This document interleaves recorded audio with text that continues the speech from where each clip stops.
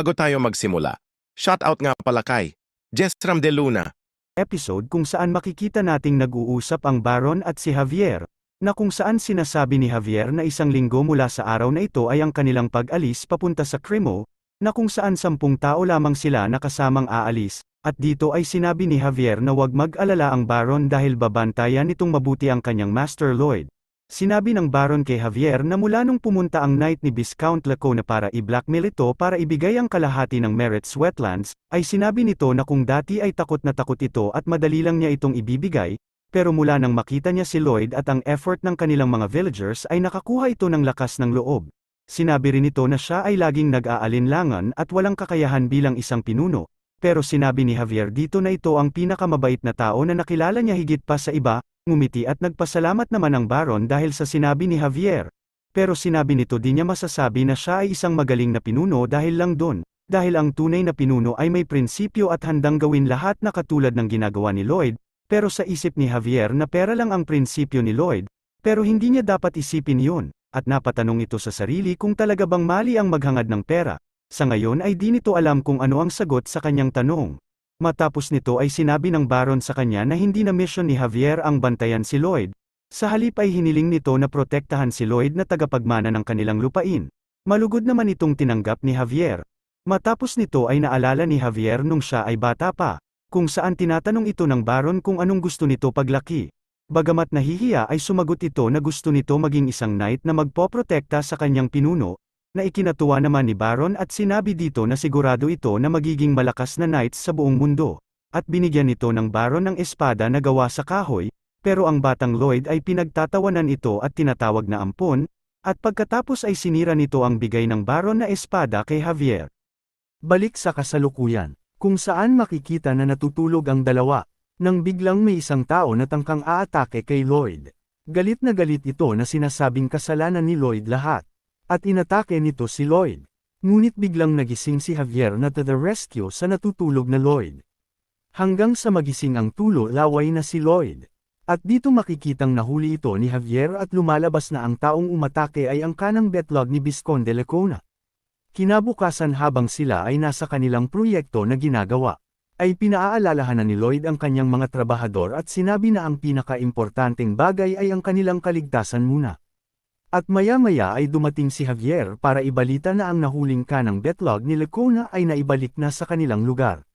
Sasabihin sana ni Javier ang dahilan kung bakit siya target nito pero inunahan na siya ni Lloyd at sinabing, dahil sa ang Visconde ay nagbabayad ng malaki para sa tubig, kaya posible na agad niya itong tinanggal sa serbisyo. Na kung saan ay siya din mismo ay ganun ang gagawin, isa pa ay paulit-ulit lang din naman itong natatalo. Kung kaya nais nitong maghiganti sabi ni Lloyd. Napatanong tuloy si Javier kung expected na ba ito ni Lloyd. Pero sinabi nito na hindi niya ito expected pero alam niya na posible na ganito ang mangyayari. Dahil dito ay nasabi na lang ni Javier sa sarili na advance talaga mag-isip ang kanyang master. Napatingin si Lloyd kay Javier at tinanong ito kung ano ang iniisip nito. At kung anong klaseng pag-iingat pa ang dapat nitong gawin. Tila nagulat si Javier sa narinig. Sinabi pa ni Lloyd na nagpapasalamat ito kay Javier dahil dito ay malaya itong nakakagalaw ng maayos at ito ay tiwala sa kakayahan ni Javier. Dagdag pa ni Lloyd na kung sa palagay ba nito magagawa ng isang 5 years old na naligaw sa isang village na maraming halimaw, at nakasurvive sa napakalamig na klima nang walang tumutulong. Pero ikaw nagawa mo yun kung saan isa ka na ngayong ganap na knights.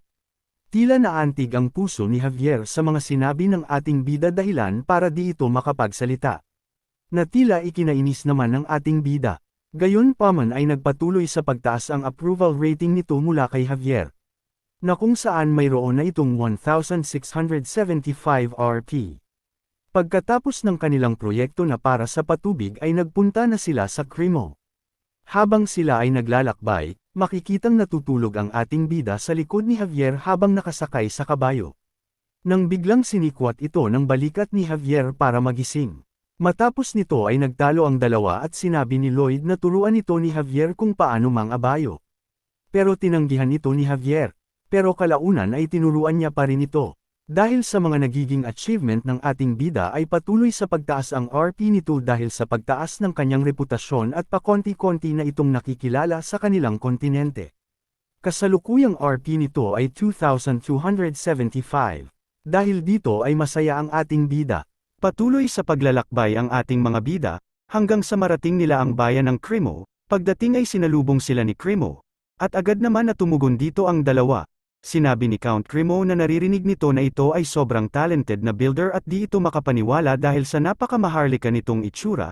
Sabay lapit nito kay Javier, kung saan tinanong pa nito kung engaged na ba ito, at inialok pa ang kanyang anak para dito. Dito ay makikitang tinatawag ni Lloyd si Count Cremo, kung saan nagalit si Count Cremo at sinabi nito na isang walang galang at bastos na isang servant si Lloyd dahil sa pag-interrupt nito sa pag-uusap ng dalawang maharlika. Sabi ni Cremo, na sobrang ikinadismaya ng ating bida, samantala natawa na lang si Count Cremo dahil sa mga nasabi nito, at humingi ng tawad kay Lloyd, pero si Lloyd ay makikitang down na down sa sarili, samantalang si Javier ay nagpipigil ng pagtawa sa Gedli. Matapos nito ay sinabi ni Cremo na gusto nito bilhin ang mga alahas ni Lloyd para e-decorate sana sa estatwa na kanilang itatayo sa dagat, at sinabi na ang kanilang mga kalakalan ay patuloy na bumababa dahil sa pagpapakita ng isang malaking halimaw sa kanilang mga daungan. Dagdag pa ni Cremo na bagamat hindi pa sila nakakaranas ng direktang pinsala, pero ang existence naman ng halimaw ay nagbibigay takot sa mga tao. Dito ay naisip ng ating bida na may naaalala ito na tulad ng pangyayari na ito sa libro, kung saan di nila alam kung paano aatakihin ang halimaw na maging ang navy ng kanilang bayan ay wala ring magawa, kung kaya patuloy na naharap sa malaking paghina at crisis si Count Cremo, na ang akala ng ating bida ay may magagawa si Javier na makakatulong dito, pero base sa libro ay naputol na ito at hindi malinaw kung may susunod pa itong season. Dagdag pa ng ating bida na akala nito ay alam na niya lahat ng nasa libro patungkol sa lugar na ito pero hindi pa pala. Dito ay nagpatuloy si Count Cremo. Sinabi nito na ginawa na nila lahat ng pag-research para mapaalis ang halimaw at napag-alaman nito ang isang napaka-importanteng bagay. At sinabi nito na ang malalakas na warriors na komo-control sa karagatan ay ang mga mermaids na kung saan ito ay kinatatakutan ng malaking halimaw.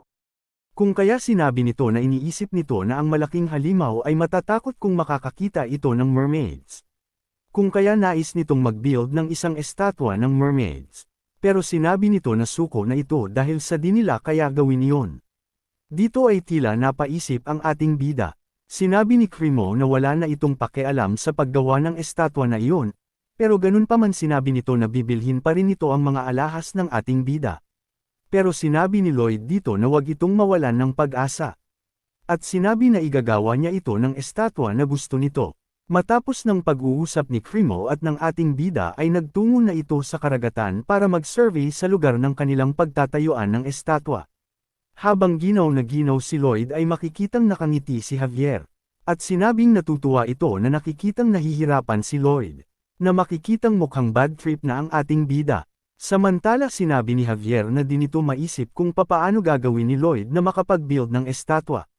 At nasabi nito na maliban na lang kung si Lloyd ay gagamit ng magic. Sinabi ni Lloyd na magic of cement. Pero ang tanong nito sa sarili ay hindi nito alam kung paano siya makakagawa ng semento sa mundong ito.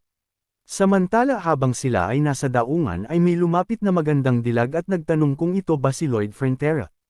At sinabing may gusto itong ibigay sa kanya. Dahil dito ay na-excite at nag-blush ang ating bida.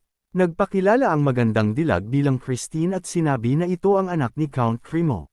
Dagdag pa nito na nakita niya ito habang naglalakad sa paligid ng kanilang mansyon.